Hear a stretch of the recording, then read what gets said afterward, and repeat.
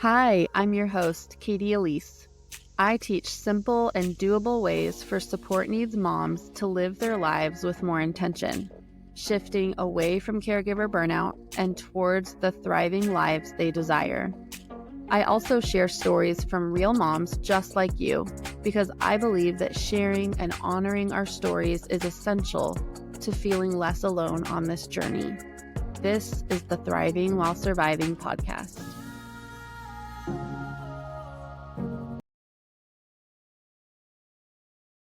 Hi, welcome to Thriving While Surviving. I am so excited to be here today, and I am talking with my friend Kristen, and just so excited that we get to have this chat. Kristen and I have known each other for quite a few years now, and we both have children that are autistic. So, Kristen, you want to go ahead and tell us a little bit about yourself and your story? Yeah, sure. So I've known Kate for a long time, and I have a pretty varied background professionally. Most recently, I worked in early intervention for a few years, which has kind of helped me broaden my knowledge in the realm of parenting and high needs, and especially birth to 3 kind of age. My son, Elliot, just turned 4, and he is on the spectrum. We got him diagnosed at, I want to say, like 17 months, so it's pretty early. I'm sure we'll talk more about that. That's just kind of a general overview. And my husband is a firefighter here locally. We live in Washington State, so lots of outdoor activities and just enjoying nature. Very nice. We met through our husbands. They trained together, right, in the Navy, and we were both stationed because you're originally from Washington, correct? That's correct. And I'm originally from California. We were both stationed in Virginia, where I didn't know a soul. I don't know if I can't remember if you knew people out there, but I knew a few people, and then my husband came to me and said, like, "Oh, Ellen's wife doesn't really know anybody. You should go hang out with her." all by herself, and she doesn't know a soul. You should Such a probably go loner. help her out. That's pretty much it. And I went to hang out with you, and I was like, oh my God, we clicked so well. I mean, being West Coasters, and I don't know, we just had a lot of fun. So worked out really well for us. I love when that happens too, because it's not super often, but then when you meet with someone and you're like, oh, we just clicked. This is good. So Exactly. yeah. So this was before we had our kids, right? Both of us earlier in your marriages. They weren't even a twinkle in our eye. I know. In fact, I remember us having some conversations, hopefully I'm sharing this, but I remember us talking about like whether or not we wanted kids and just being a little bit unsure at times about whether or not that was something that we wanted. Me personally, I wanted kids, but I also knew that like I didn't want motherhood to be, I didn't feel called to have like motherhood be my main sole purpose in life, or like, my only calling or whatever. So some people. yeah, and like that's totally great if that is, how you feel, but I definitely did like that. And so I just remember being like, well, it's a big commitment. So anyways, I'm curious if you want to share a little bit on how you were feeling, if you remember. Oh yeah, I remember that vividly because my husband and I both were feeling that way. Yeah. And we like to call it like take it or leave it. Like we were kind of like, yeah, we could or we couldn't. I think we could be happy either way. We even like watched a documentary about people that chose to live, childless. They say it like it's a terrible thing for some reason. Crazy option. Yeah, like crazy cat lady kind of thing. I'm like, that sounds kind of nice. But like we really took it as almost like a research topic, trying to decide if we should or shouldn't and all this. And I don't think we ever came to like an exact conclusion. We just decided to take it year by year. Like, well, we're going to wait a year. We'll revisit in a year. And each year we just revisited and revisited. Yeah. And then eventually he got deployed for a year to Africa. And I think while he was gone, I don't know whether it was age or distance or something, I just had like a flip switch in me and I became absolutely baby crazy. Really? Like, I was obsessed. I was just like, I want to have a baby. I want to have a baby. So yeah, obviously we did. It took us a while. It took us a year to get pregnant, and then COVID hit. But it was definitely odd because I've never felt that way. It was like something was taking over my brain. Yeah. It's so interesting that you can go from feeling so much one way and then just like, there's just like a shift. I know. Yeah. Can't trust my brain. I remember feeling somewhat similarly, like I kind of in that middle ground. And then I had some coworkers that were, sharing about their infertility struggles. And it kind of like was like, oh, this is something I do want, then I need to probably start thinking realistically about that. And like, because you just have no idea what your journey is going to be like. And so, Well, you also think, we spend our entire youth or, older youth, teenager up, like trying your best not to get pregnant. I feel like it's like if you are sexually active, then you're always told like, oh my gosh, you can get pregnant in the drop of a hat. And so you're just paranoid about it all the time. So you assume when you're ready to have children, it's just going to happen immediately. Yeah. And for some people it does, and some people it doesn't. So yeah, it's like you can't predict it. You just have to be ready for it to happen immediately, and somehow also be ready for it to not happen for a long time. Yes, we weren't actually trying. I had mentally gotten to a place where I was like, okay, I think that this is the direction we're headed, but we weren't actively trying to have kids, and so it was surprise after surprise, pretty much, when we found out we were just pregnant. Keep coming. Yes, it was, first the pregnancy, then the twins, then medical stuff. So I'm going. I remember like you and I were very close during that time, and I remember kind of like getting every time I saw you, there was a new update and a new thing that you were dealing with, and it was just a whirlwind. So and you were having kids, like you did that before I knew anybody else that had kids, really, except for like one friend. So you're just a pioneer apparently. Well, and we'd been together for a while before that, like at least 5 or 6 years. I'm trying to think. Oh yeah, because we were like, we got married pretty young, but didn't want to have kids right away. So, oh my goodness, this is kind of a broad question, so take it where you want. But what expectations did you have about being a young mom, or like an early motherhood that maybe didn't line up with the reality? I think what I'm trying to get at is I think most everyone has expectations of what motherhood's going to look like.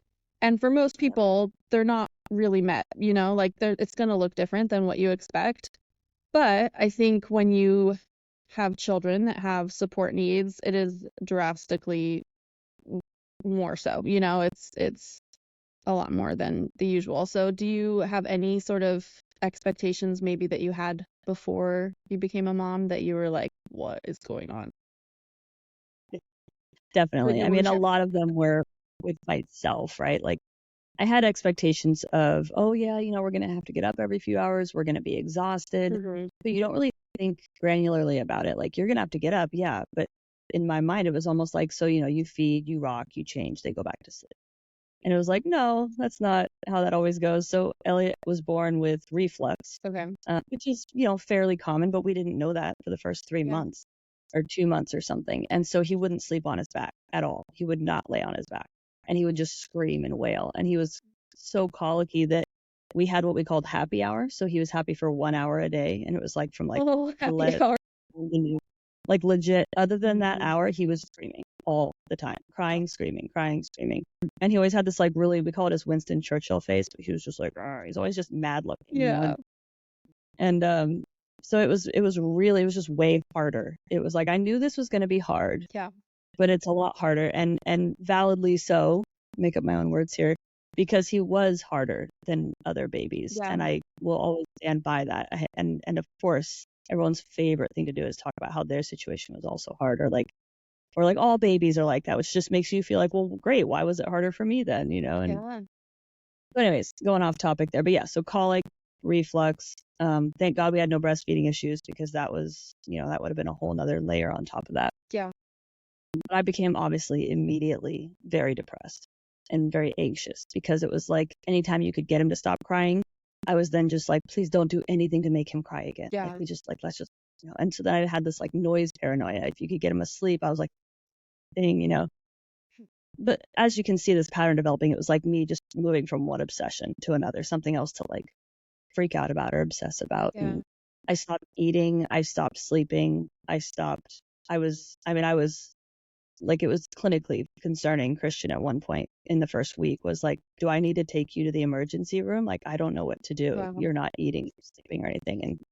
And I didn't know what to do either. I knew that when I get really anxious and nervous, I can't eat. Like I just, even if I'm starving, I feel the feeling of hunger, but my throat like won't let me eat. And so I was drinking a lot of protein shakes and stuff, but those were like hurting my stomach and not doing well. So I was using a midwife center at the hospital. It was kind of a perfect like marriage, right, of doctor and midwife. And so they actually had a psychiatrist. One of the midwives was a psychiatrist. So she became nice. kind of my best friend for the next year. And she immediately put me on some medication, and Yeah. she checked in with me every couple weeks and talked. And so it was real rough going for that. But once we were able to get the medicine on board, I was at least able to eat. Sleeping, of course, even for anybody with a new baby, is not going to happen regardless. But it was just a long, slow ride through that. And I'd say he's 4 now, and I am just now in the last like 6 months to a place where I feel like I'm not horrifically depressed all the time. Wow. Like, it was sad. Yeah. And people always ask us if we're going to have other kids, and I was like, absolutely not, like one and done. Yeah. And they're just like, oh, you'll change your mind. I was like, oh, Yeah. no, I won't. Yeah. Yeah, exactly. And that's all just like not even related to his autism, right? Like Yeah. that's just his baby stuff. And then as he got a little bit older, I would say it was more, the biggest one was like joint attention, right? Okay. He wouldn't like look to us and point at things and look back at us. He wasn't talking. So he had like a speech delay. He would just get really upset about things, just 0 to 100.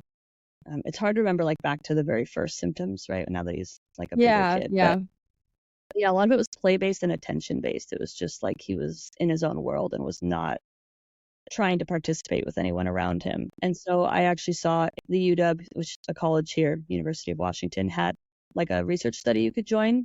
And this was all during COVID again, which I'm sure was just another layer onto all my mental stress and isolation. But they were having a research study to trial virtual diagnoses of autism using obviously just internet software, and then they would drop off a bunch of toys at your house and like cameras, and you would set it all up, and then they would do these assessments virtually. And if you helped them make sure this worked and try it out, then your benefit was getting a free diagnosis if obviously if there was one. Yeah, it'd be really which would expensive. save money, save a lot of time, because wait lists here are extremely long Yeah. for diagnoses.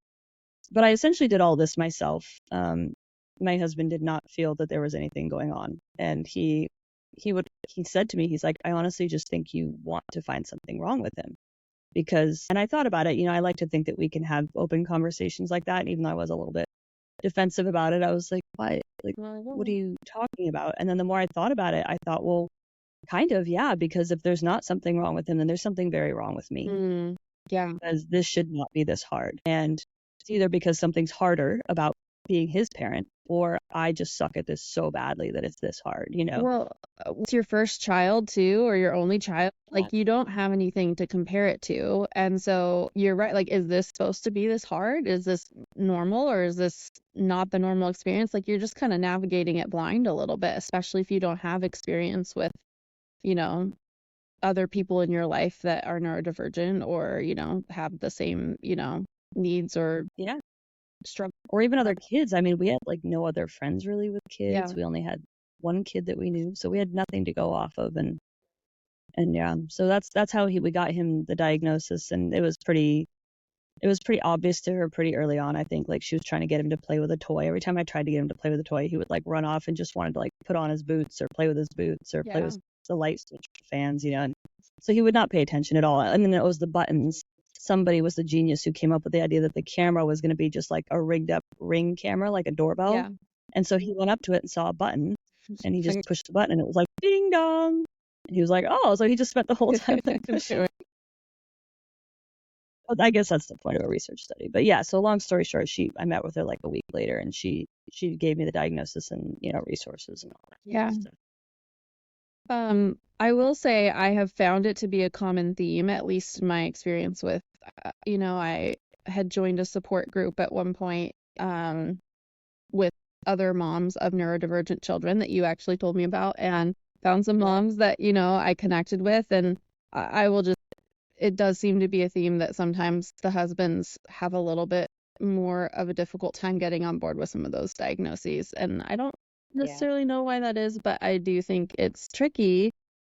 It's just a tricky process to navigate, and it's hard to face some of those things. And I think some of that is because there's so many stigmas a lot of times around these diagnoses. And just having any needs at all. It's like nothing's wrong with my child. My child's perfectly healthy. Or I mean, I'm sure you could dig deep into it. It sucks no matter what it's because of. Yeah. And it kind of puts you at a standstill where you're just like, well, if you're not going to see it my way and I'm not going to see it your way, like, how are we going to overcome this, especially with kids with high needs? Because and our son has fairly like low support needs at this point, right? And it's like, how am I going to go schedule like X procedure, X therapy, X whatever, if you're not on board with it?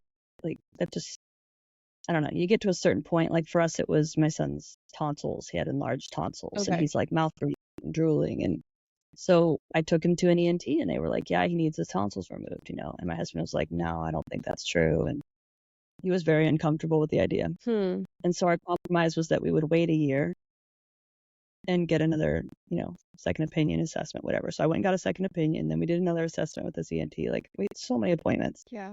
Finally, just recently, we took him in, and they were like, yeah, no, they're definitely getting smaller. Like, he still has all the symptoms. He mouth breathes, he drools, like all the things. Yeah. But the tonsils themselves aren't necessarily causing that. Okay. So in the end, he was technically kind of right. Like, they are getting smaller, and we have avoided surgery. Part of me wonders if he could have had a better quality of life if we'd just gotten it done. Yeah. I've never heard a family regret having that done. But at the same time, I have to protect my marriage. I have to, I don't know, you just have to. You have to like make a middle ground. Obviously, there's a certain point where you're just, no, kids come first, But if it's not a life-threatening thing, and that's just an example of one of the things you have to work through if you're not on the same page. And it's very isolating, I will say. Like, for me, that's been the biggest feeling, is just feeling like I'm alone in it. And that's not how you're supposed to feel in your marriage. You're supposed to feel like a united front. Yeah. So that's, I guess I'd call that like the biggest disappointment of it all. It hasn't been that my son has autism. It's that my spouse and I don't align on our beliefs of what that means. And so it just, feels like a wedge in a way. Yeah. It's tricky in so many different ways, because you like to think you are on the same page when you go into parenting and, parenthood. And that's the tricky part of parenting, is you're not always on the same page. You have different upbringings, you have different experiences, different beliefs. And so you hope that you can come together on those enough so that you are creating this, smooth experience for your child. But at the end of the day, it's just tricky to navigate. And then I think that when you have a child that has high support needs or low support, like just extra support needs, it amplifies it, because you're dealing a lot of times with more meltdowns or more of these things, that require you to be on the same page in order to effectively navigate those situations. And it's also a mental load issue. Like, if you're the only one feeling like this is something that needs to be addressed and taken care of, then clearly the mental load of navigating that, of doing the research and taking your kid to therapies or whatever these things are, it just like a full-time job. It's like unreal. I mean, it's getting insurance and like doing all these different things. I'm like, how do people do this and also work full-time? Like, this is insane. So so to do all that without dividing and conquering, it's just, I don't know, it's a lot. Whatever. So yeah. Well, how Elliot is doing now. Yeah, he's just turned 4, and it's been amazing to see his, I don't like to call it progress, it's just growth, whatever, like just who he is as a person. He has made progress in a lot of areas, and we do still have challenges, but he started talking, I think, just shy of his 3rd birthday. And he went from, nothing to just like explosion sentences. And I love hearing him talk. He just talks so much all the time. People say you'll get sick of it, and I'll never get sick of it, because I remember wanting him to talk so badly, So it's amazing to me to hear him, and he's such a charmer. He charms the pants off anybody when they meet him, as long as he's in a good mood. And so he's just very charismatic, very cute, very funny, hilarious little kid. Oh my God. Gets that from me, obviously. But yeah, he still has, I'd say most of his challenges currently are just social, emotional, and what they call in the clinical world like adaptive things, potty training, feeding, sleeping. The big functions in life that you need, he definitely struggles with those. Yeah. We had to start co-sleeping recently, because he was waking up 3-4 times a night, and he's just screaming and crying, and I'm going in there and coming back and going in and coming back. And finally I was like, this is No ridiculous. one Like is for sleeping. like, Yeah. yeah. And then my husband got injured at work, and so he ended up having to sleep in a different room anyway because he had to prop up his, injury. Yeah. And so it sort of started that way. And I was like, why are we all sleeping in different beds? This is stupid. Yeah. And so Elliot came into our bed with me, and he's been in there ever since. And we both sleep. I mean, I obviously don't sleep that well, but I wasn't sleeping that well anyway. Yeah. So having to get up. So he sleeps a lot better that way. We've kind of dialed in that he needs melatonin, a 0.5 milligram before bed every night. And obviously we've worked with his doctors on all this stuff. But that was another fight that, me and my husband had, was like whether he needed melatonin, and don't want him to be taking drugs all the time. Yeah. I shouldn't say it.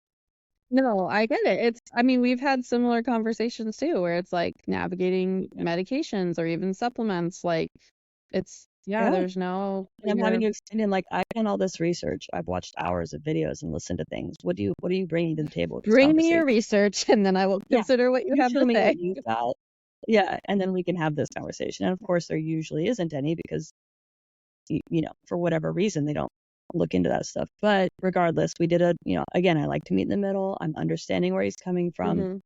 And so we did like a 2-week trial of no melatonin, just to let's see if he still needs it or if we can wean off of this. And it went poorly. I mean, he was 2.5 hours plus to go to bed every night. Yeah. We were mad. He was mad. He was exhausted. We were exhausted. I mean, it was terrible. So Are you the one dealing with all the night wakings, or is he also seeing those too or experiencing what that's like? No, and not because he won't, right? I want to make that clear. I know there are spouses that are more like that. I mean, he is 100% committed and willing to help me out in any way that he can. It's just that our son prefers me, and it would cause more work for me if he tried to go in the middle of the night, and now he's getting even more riled up and screaming. And then, but if I get in there quickly, immediately, I can get him back down pretty quick. So it's just like, it's taking the easier route.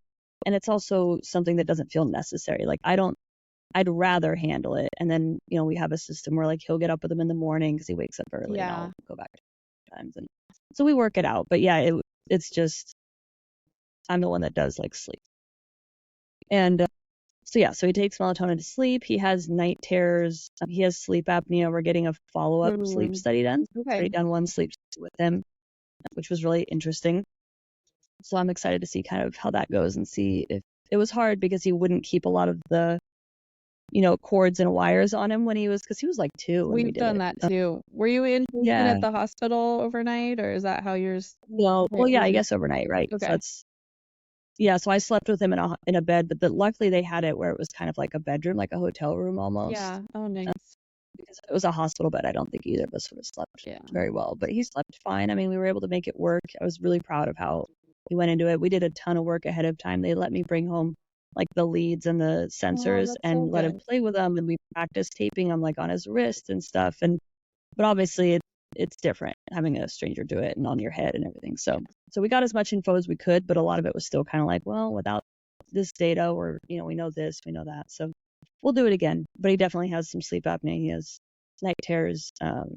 He mouth breathes, so he's constantly kind of waking himself up all the time.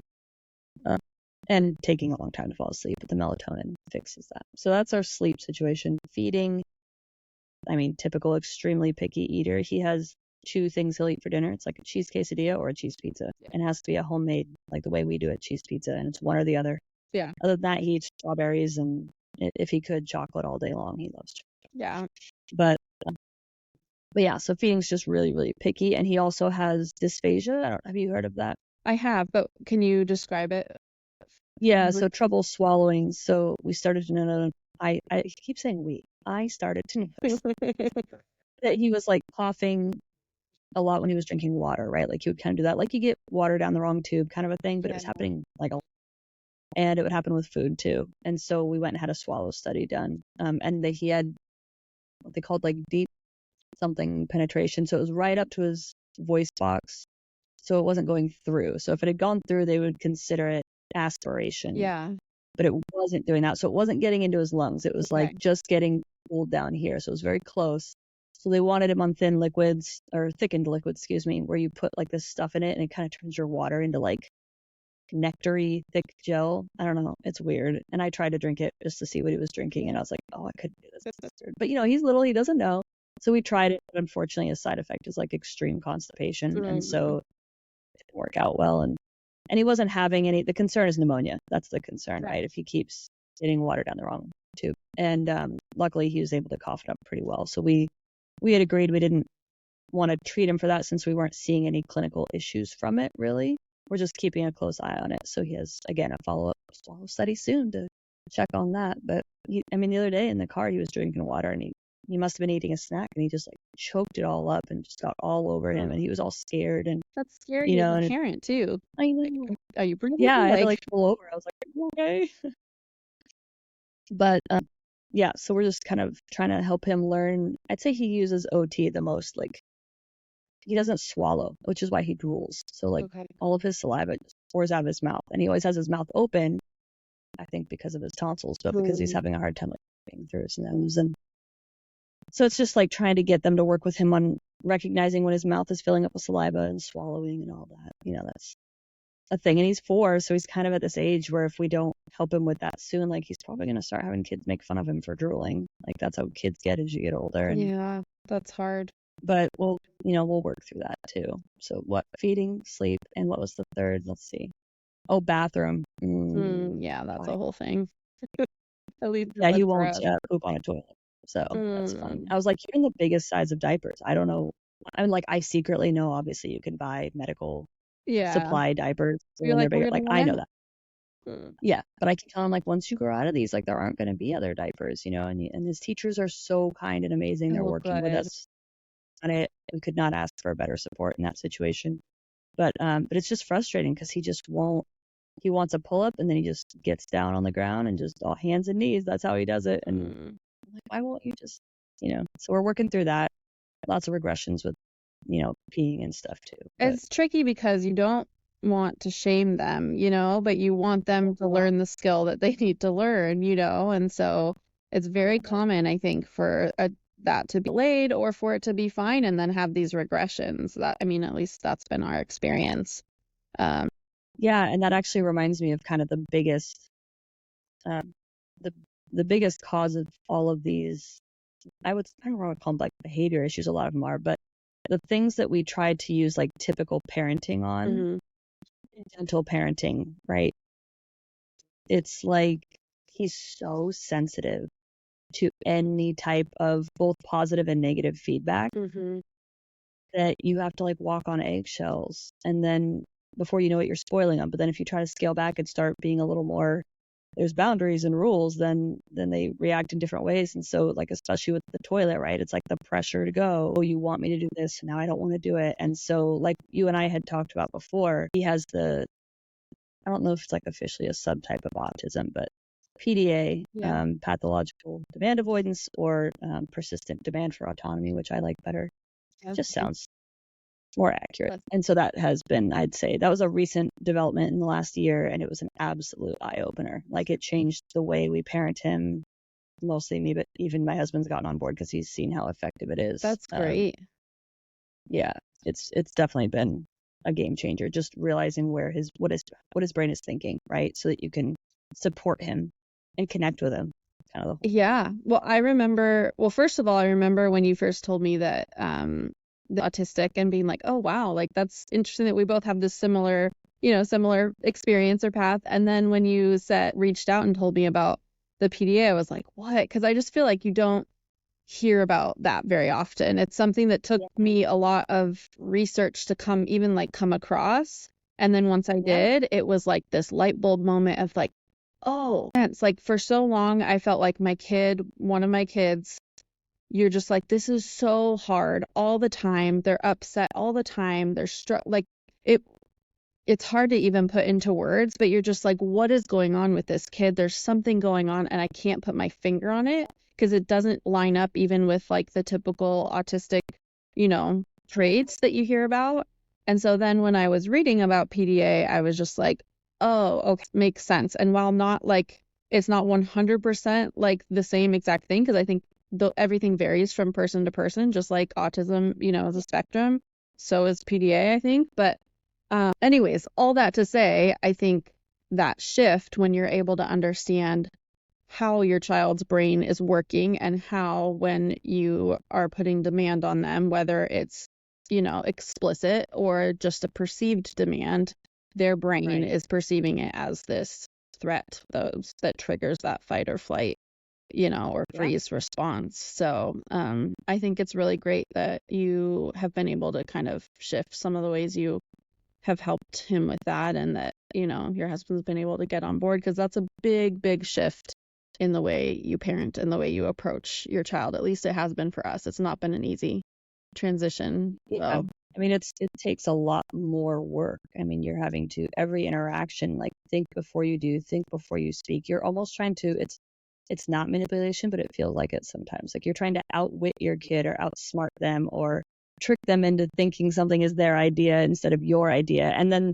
we're constantly fighting this battle of, like, my husband especially feels like it's letting him run the house, right? Like, oh, are there any rules around here? He just gets to do whatever he wants. And I'm like, well, no, I mean, we don't let him just run around with knives. Like, but lowering demands is a difficult thing to get behind, especially if you were raised in a family that was just very obedient. And like you said, we had very different upbringings. So that's been kind of a challenge. But there's no denying, when you use some of these approaches and you see how they work, it's like, well, it's working. So I don't, not all the time, but it's working.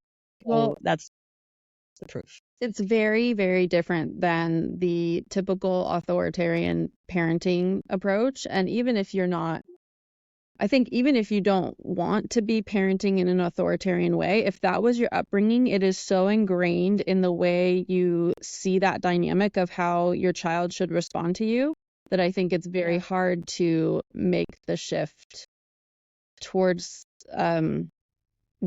lowering demands and using low demand parenting. Low demand parenting. Eventually you're letting go of some of the things that you would normally hold on to more tightly as a parent. And it's hard because I even myself, I find, and I was raised with, like, permissive parenting. My mom just let us do whatever the heck we wanted, right? And she'll kill me if she hears me. She was going through a lot too, okay, like, single mom. But it's just very different from, again, the way he was raised. And so it also just means that neither of us really have a model for low demand parenting. We haven't seen it in action. And so when I'm doing it, I still will almost cyclically find myself thinking, like, is this the right way to do it? Should we be being more, like, boundary pushing with him? Like, maybe that is the way and we're just not doing it right, especially when you see other parents able to do that and it works just fine for them. And their kids don't have behavior issues, and it's the comparison game. And I'm always telling everyone else not to do it. We all do it, whatever. But that's the hardest part for me, has been just seeing other parents not have the same struggles. And it's so isolating. And which is why it wasn't a good thing, but knowing that you were going through it too, it just makes you feel, like it's less you. Other people are in the same kind of environment, situation. And, but yeah, I can't help it. I get jealous all the time when I see people with their kids, either that their kids are just, super regulated on their own and they don't need any help, or that their parents are able to use, like, typical parenting strategies and they work just fine with them. And I'm like, why is this so damn hard? Well, it feels like parenting is hard to begin with, but then when you have to use a really different approach to help your kid be okay and have, like, a regulated nervous system, it is a lot more work. It's a lot of shifting the way you do things. And so I think that's really, really normal. You are not alone in feeling like it's this isolating experience, and it's really easy to compare. Especially because, we have social media where we're just generally seeing people's highlight reels, and so it's just, I don't know, I think that comparison is very, very normal. And I've been able to, like, I find myself, I can look at, like, Instagram or Facebook, and I'm good at not comparing myself to people I don't know, usually, because of the fact that I know it's, like, their highlight reel, right? But it happens to be more in real life, I think, like at the park or the store or family gatherings or whatever. It's like, that's when it hits me the most. And then the other thing is obviously just having people that don't understand that I know are judging me. Like, I know they are. They might not say it, and I guess that's better than if they said it. But I can feel it. Like, I'm not stupid. And I don't know, it just makes me so mad. And the most common response is to us saying that he well, to me, saying that he has a need or something is that people go, oh, really? He doesn't even look like he needs anything. Or, wow, he's so blah, blah, blah. He doesn't, And I'm just thinking, like, yeah, that's because of the work that I've put in Yeah. to help him stay regulated Yeah. so that he is able to do all of the things. And we were at a barbecue on the 4th of July, and I had his headphones because the fireworks were loud and all this stuff. And Yeah. we knew it was kind of hit and miss whether he was going to do all right there. And he did okay. He did fairly well. But, one of the moms even said same thing. She was a big group of people, and she was like, wow, he doesn't even seem like he has any needs or whatever. Yeah. And one of the other moms was so nice. And of course, she was a therapist apparently. But she was just like, yeah, that's because all that hard work you're putting in, and I swear, like, she has no idea how much that meant to me. Yeah. But I still think about it all the time because it is the only validation I've ever received in 4 years. I mean, that's insane. Yeah. Nobody has ever said that to me. And it was just like, thank you. That's exactly why. And she didn't even have a child with high needs. So Yeah. if she can see it, why is it so hard for all these other people to see it? Yeah. I don't understand.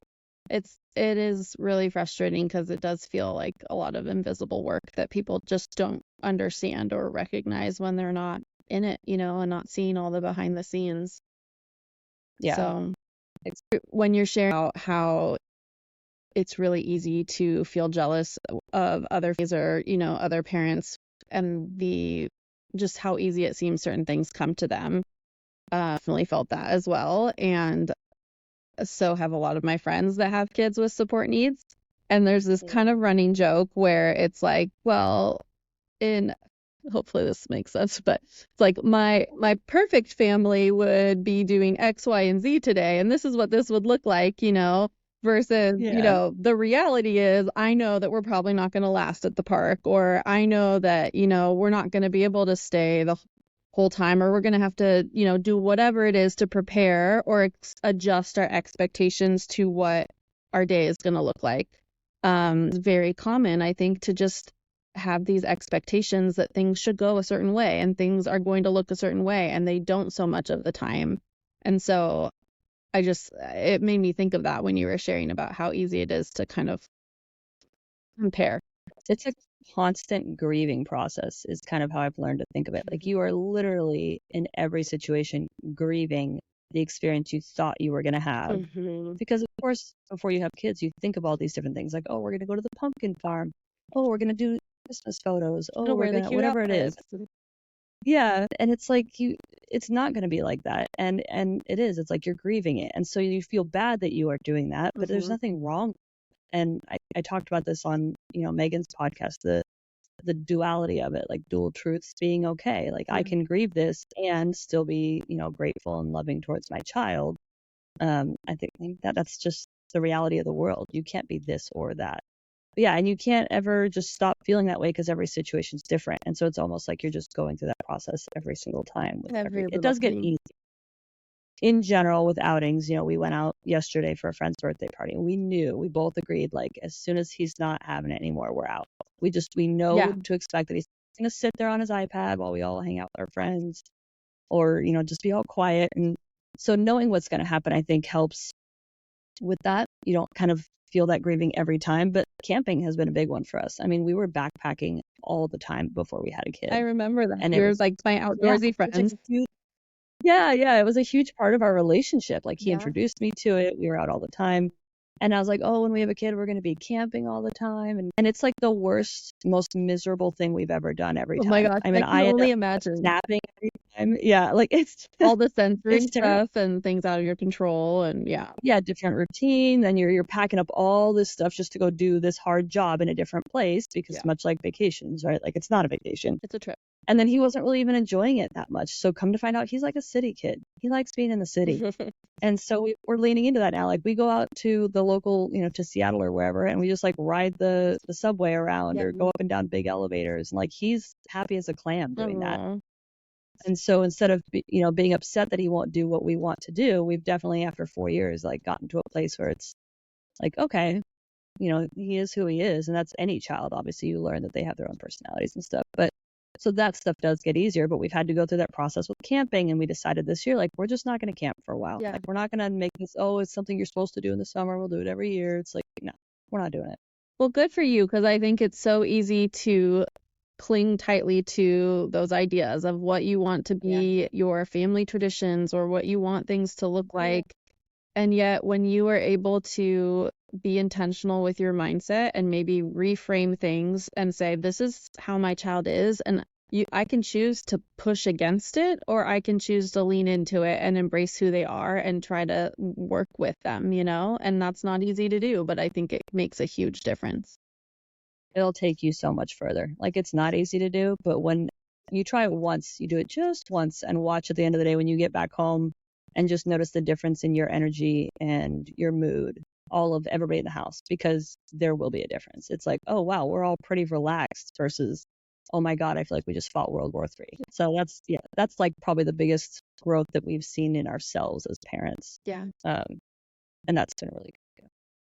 When you shared the idea of like holding these two dual truths, like this idea that you love your kid to death and also can not enjoy motherhood, I think that really resonates with a lot of people, and it's not necessarily always this socially acceptable thing that people feel like you can't hold those two things. And I feel very passionately about like the idea that when you're talking about how it's constant grieving, it's this constant, these little griefs over time.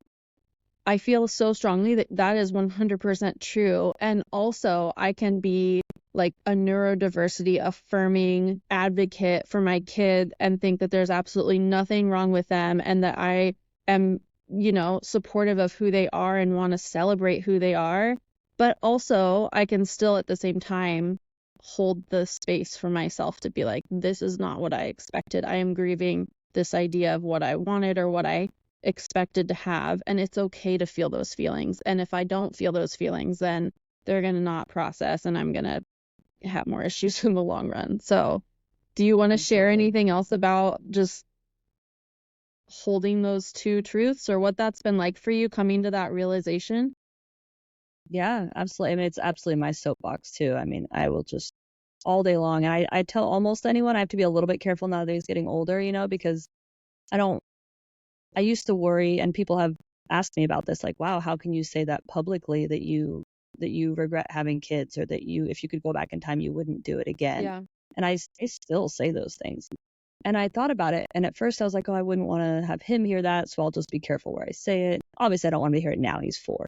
Yeah. But I like to think that if he were an adult and he were to listen to this podcast or any other way of finding out that I had those feelings, that he could look back and almost be appreciative of like, holy moly, she not only didn't, like, she struggled with this so much and she was still an amazing mom. Yeah. Like, I never, ever knew that she had these feelings, or like, I still had an amazing life. I felt very supported, and that I still do. I still feel very loved because obviously I love him very much. He's like my favorite person in the world, and he drives me absolutely insane. Yeah. And it's also not just him. Like, it's a me thing, like you're saying. It's like, my child is this. This is who they are, and I am this way, and motherhood does not align with that, like who I am, right? Especially early motherhood. I think, I'm sure it just nod and smile. It gets old. It gets better as they get older, right?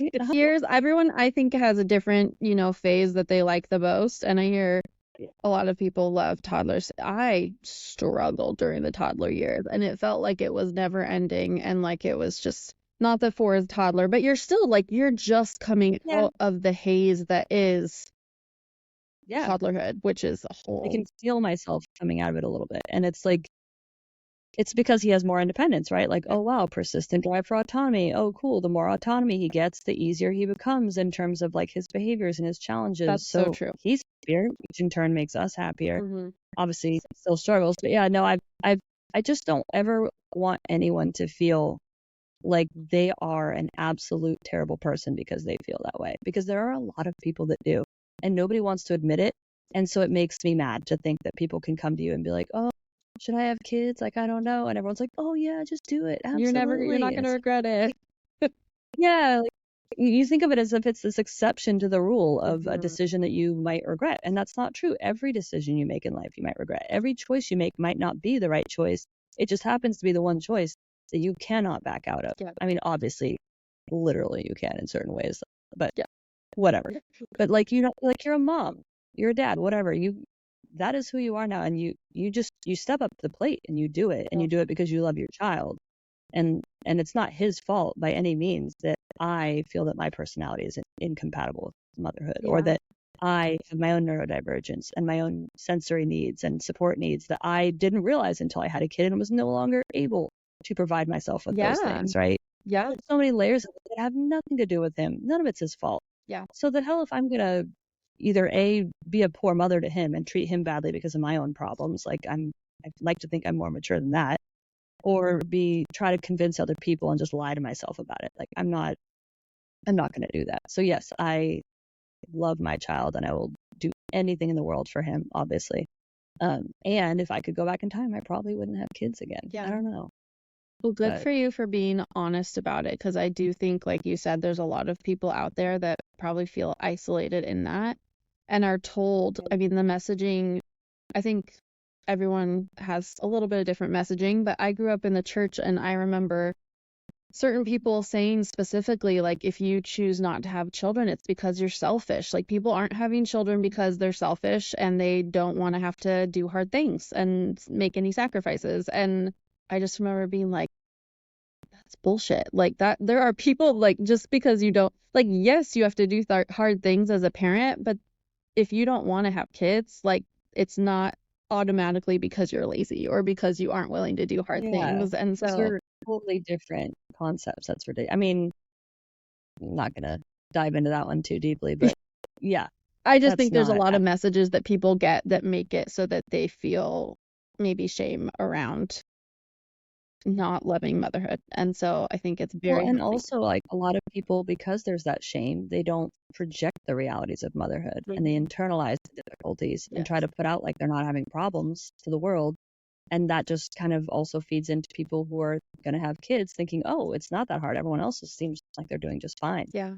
But it's because you don't have that, like, peering behind the glass kind of look of what's really going on. And so that's why I think it's very important to, and some people will say you're being like a negative Nancy, make motherhood sound terrible, blah, blah, blah. Like, obviously it's not. I'm just not someone, I don't need to go out and talk about all the great things. There's plenty of people already doing that. Yeah. It's kind of, it's saturated that market. So I don't see anything wrong with, and I've had like several people message me separately saying that they were so grateful, that I'm able to say this, because that's just, it's helped them so much. And if it helps even one person that much, absolutely, I'm going to do that. Yeah. So.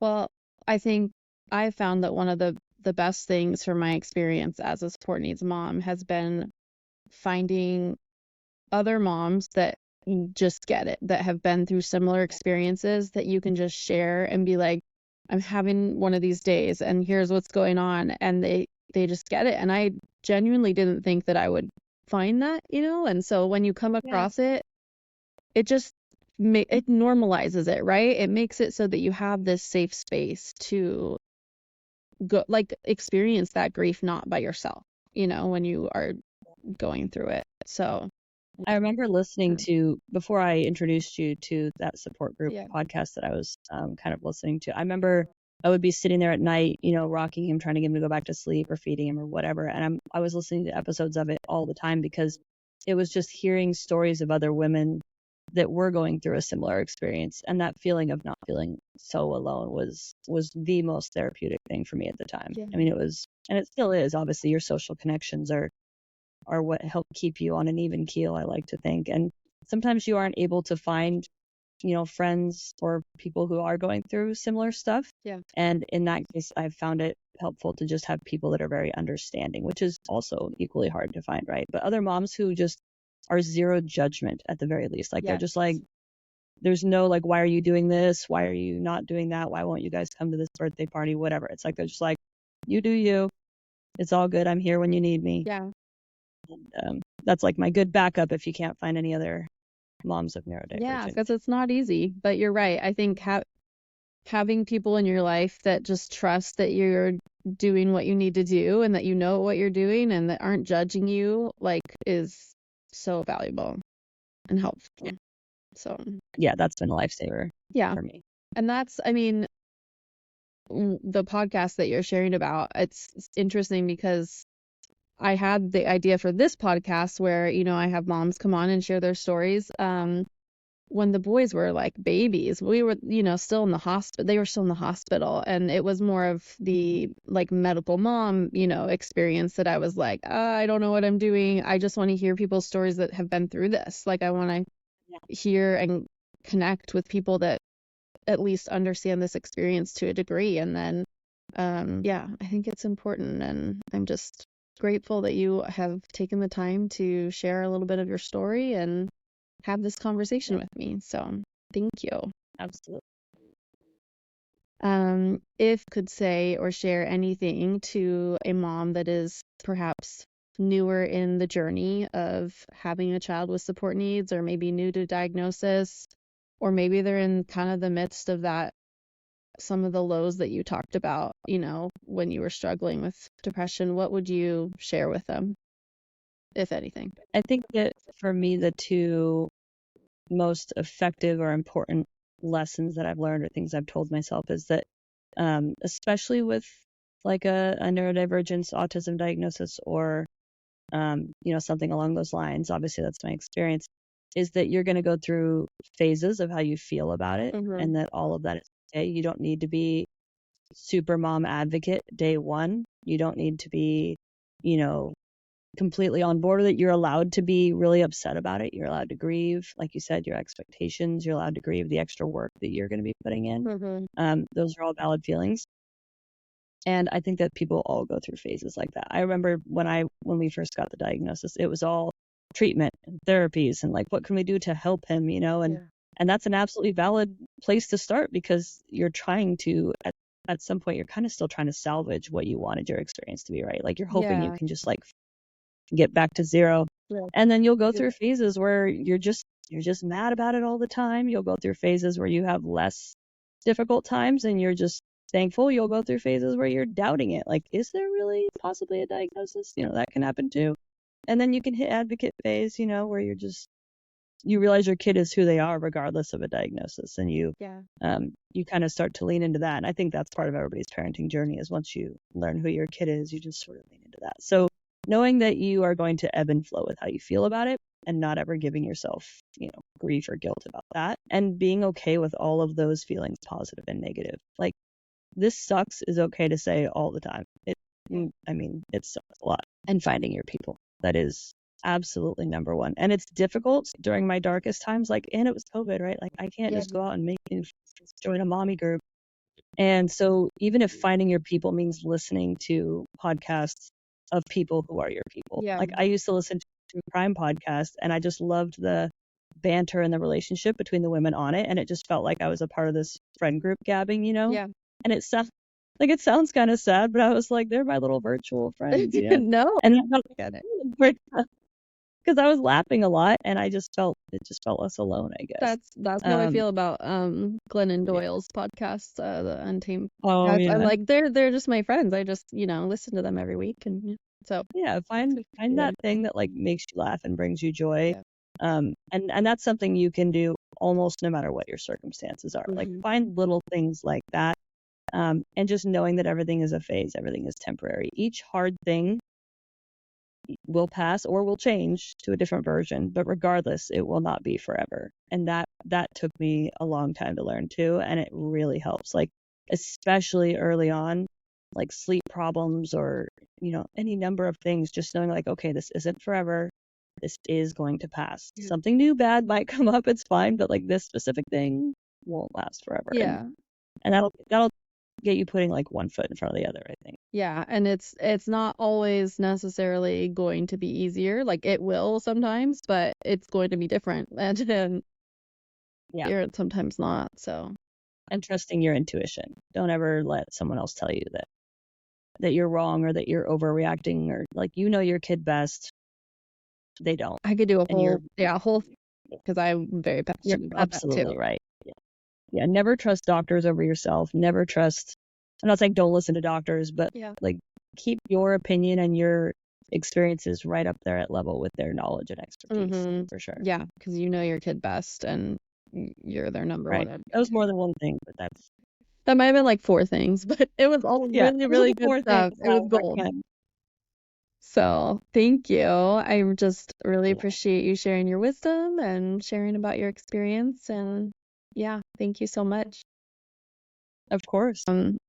If people want to find you somewhere, is there Oh, yeah. anywhere that you would like to direct them, whether that's a social media account or website? Yeah, that's a good point because I have had a couple people like want to reach out and talk to me. So my Instagram handle is at Kollgaard. You can link it in the Yeah. show notes, but it's just basically my name. And so that you can always message me on there. That's probably the best way to get a hold of me if you want to talk more. Or I also co-run a support group locally here for moms of neurodivergent kids. So That's great. I'm always open to talk to people and either share experiences or just listen to you bitch about something for a while. That's fine by me. Yeah, we all need that for sure. Yeah, whatever you need, I'm here. Okay, I'll make sure to link that in the show notes for people. Okay. Thank you so much for listening to another episode of Thriving While Surviving. If you or someone you know is interested in sharing their story as a support needs mom on the podcast, please email me at hello@katieelise.com. I'll link my email in the show notes. I would love to connect. If you're looking for more resources, my website has free resources as well as information about my upcoming course, Self-Care Reset for the Support Needs Mom. And lastly, if you enjoyed listening to this episode, please consider leaving a rating, a review, and sharing the episode with friends, as it's one of the best ways to grow the podcast and make sure that it reaches as many people as possible.